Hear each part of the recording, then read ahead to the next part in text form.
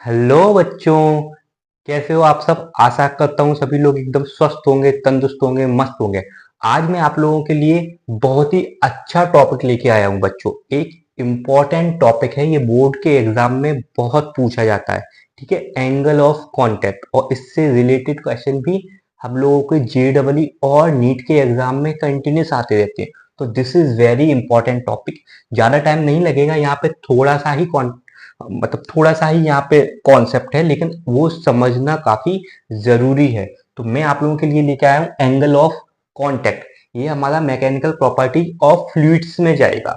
ठीक है, ये वाला वीडियो। इसके पहले मैंने जो वीडियो बनाया था उसमें मैंने आप लोगों को क्वेश्चन करवाया था इलेक्ट्रिसिटी का। ठीक है, तो आप वो वाला भी वीडियो देख लो, और मैकेनिकल प्रॉपर्टीज ऑफ फ्लूइड्स के भी जो वीडियो ऑलरेडी बने हुए हैं वो भी आप देख लो। उसके बाद ये एंगल ऑफ कांटेक्ट आप लोगों को समझना है। ठीक है, तो यहाँ पे देख लो एंगल ऑफ कांटेक्ट।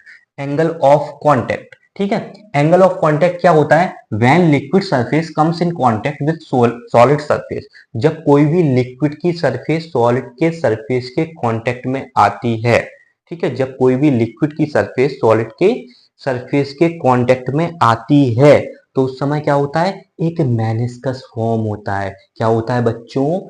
एक मेनिस्कस फॉर्म होता है। नाउ ये meniscus it can either be concave और कॉन्वेक्स। ये कॉनकेव भी हो सकता है और कॉन्वेक्स भी हो सकता है। ठीक है, तो ऐसा कब हो सकता है? जब कोई भी लिक्विड की सरफेस सॉलिड की सरफेस के कांटेक्ट में आती है। ठीक है, अब आप लोग यहाँ पे देख सकते हो कि ये देखो, ये पानी भरा हुआ है। ये वाला जो केस है, ये आप लोग देख रहे हो, ये वाटर है, और ये जो है ये ट्यूब है, ग्लास की ट्यूब है, ग्लास की ट्यूब।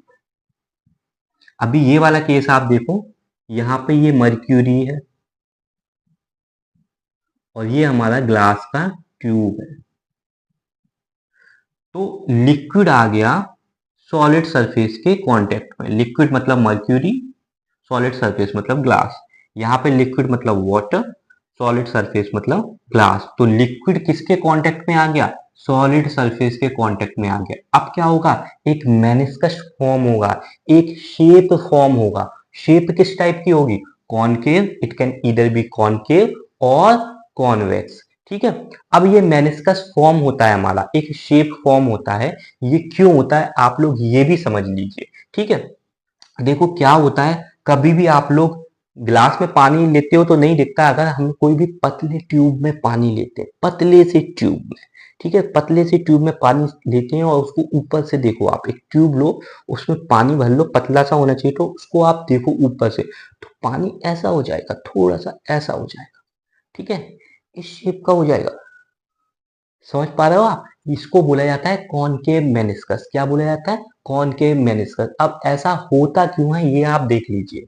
देखो, ये ग्लास का ट्यूब है और अंदर क्या भरा है? पानी भरा है।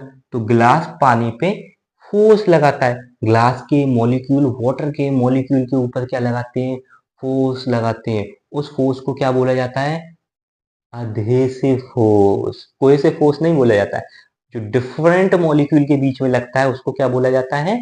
Adhesive force. तो ग्लास का मॉलिक्यूल पानी के बीच में लगाता है अधेसिव फोर्स, और पानी का मॉलिक्यूल पानी के मॉलिक्यूल के बीच में क्या लगाता है? Cohesive force. ठीक है, तो अधेसिव फोर्स की वैल्यू ज्यादा होती है, बिकॉज ग्लास की डेंसिटी ज्यादा होती है। तो तभी तो कभी भी आप ग्लास में पानी भरो और पानी को फेंको तो ग्लास में पानी की बूंद चिपक जाएगी। क्यों? क्योंकि ग्लास अधेसिव फोर्स ज्यादा बनाता है पानी के ऊपर, इस वजह से पानी की बूंद ग्लास से चिपक जाती है। अगर आप ग्लास में मर्क्यूरी लो और आप मर्क्यूरी को फेंक दो तो ग्लास गीला नहीं होगा। ग्लास गीला नहीं होगा, बिकॉज मर्क्यूरी का कोहेसिव फोर्स ज्यादा है। मतलब मर्क्यूरी मर्क्यूरी की तरफ ज्यादा पैक्ड है। मर्क्यूरी मर्क्यूरी की तरफ ज्यादा पैक्ड है। जब आप लोग के पास ग्लास में मर्क्यूरी होगा और आप मर्क्यूरी को फेंक दोगे तो सारा का सारा पैक्ड मर्क्यूरी जो एक दूसरे से बना है वो एक साथ बाहर आ जाएगा, वो ग्लास से टच नहीं होगा। इसलिए इस वाले केस में किसकी वैल्यू ज्यादा है? कोहेसिव फोर्स की वैल्यू ज्यादा है। इस वाले केस में ज्यादा है हमारे कोहेसिव फोर्स की वैल्यू काफी ज्यादा है। ठीक है, इस वाले केस में हमारा अधेसिव फोर्स की वैल्यू ज्यादा है। यहाँ पे हमारा अधेसिव फोर्स ज्यादा है किस फोर्स से? कोहेसिव फोर्स से। और यहाँ पे इस वाले केस में, मर्क्यूरी के केस में कौन सा फोर्स ज्यादा है? कोहेसिव फोर्स ज्यादा है किस फोर्स से? अधेसिव फोर्स से। इस वजह से एग्जाम में कई बार पूछा जाता है कि मर्क्यूरी ग्लास में क्यों नहीं चिपकता? बिकॉज कोहेसिव फोर्स ज्यादा है, अधेसिव फोर्स कम है। तो क्या होगा उस समय? पूरा का पूरा मर्क्यूरी बाहर आ जाएगा, ग्लास से नहीं चिपकेगा, ग्लास उसको चिपका ही नहीं पाएगा, बिकॉज अधेसिव फोर्स ही कम पड़ रहा है। ठीक है, किसी दूसरे को चिपकाने के लिए कौन से फोर्स की रिक्वायरमेंट है? अधेसिव फोर्स की। यहाँ पे ग्लास पानी को चिपका लेता है, क्योंकि पानी के बीच में जो कोहेसिव फोर्स है उससे ज्यादा अधेसिव फोर्स है किस किस के बीच में? ग्लास और पानी के बीच में, इसलिए वो इस तरीके से चिपका लेता है। अब देखो एंगल ऑफ कांटेक्ट कैसे बनता है।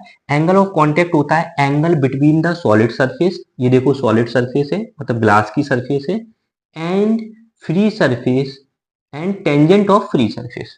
किस किस के बीच में बनता है? एक तो सॉलिड सरफेस के बीच में बनेगा, और एक बनेगा टेंजेंट ऑफ फ्री सरफेस।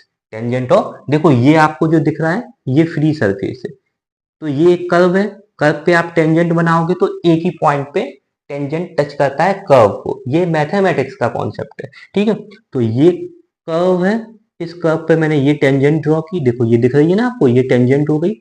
और सॉलिड सरफेस और टेंजेंट के बीच में जो एंगल बना वो हुआ एंगल ऑफ कांटेक्ट। तो यहाँ पे जो एंगल ऑफ कांटेक्ट होगा वो होगा अक्यूट एंगल।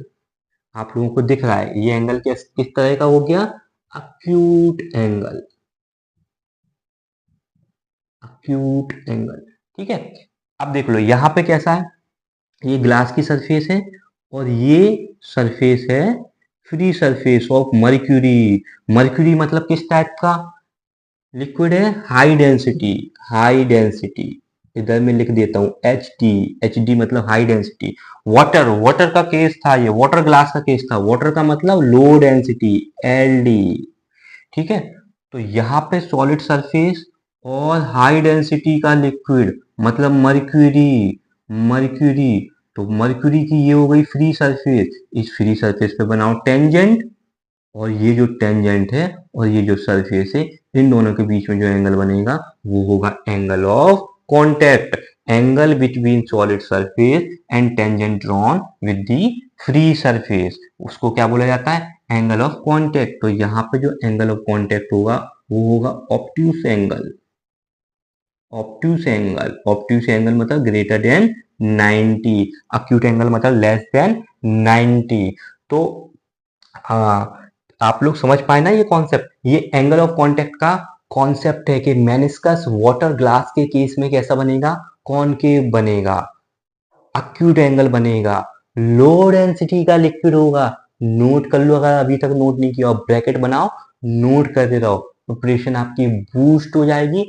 और जब नीट जेईई का या बोर्ड में कोई भी क्वेश्चन आएगा तो आप ये कॉन्सेप्ट को माइंड में रखते हुए क्वेश्चन को जल्दी से बहुत कम टाइम में सॉल्व कर पाओगे।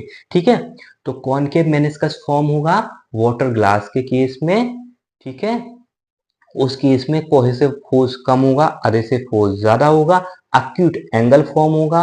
और इसका अपोजिट करेंगे, हाई डेंसिटी का लिक्विड लेंगे, मर्क्यूरी लेंगे, तो कोहेसिव फोर्स ज्यादा होगा, ग्लास गीला नहीं होगा, ऑब्ट्यूस एंगल बनेगा।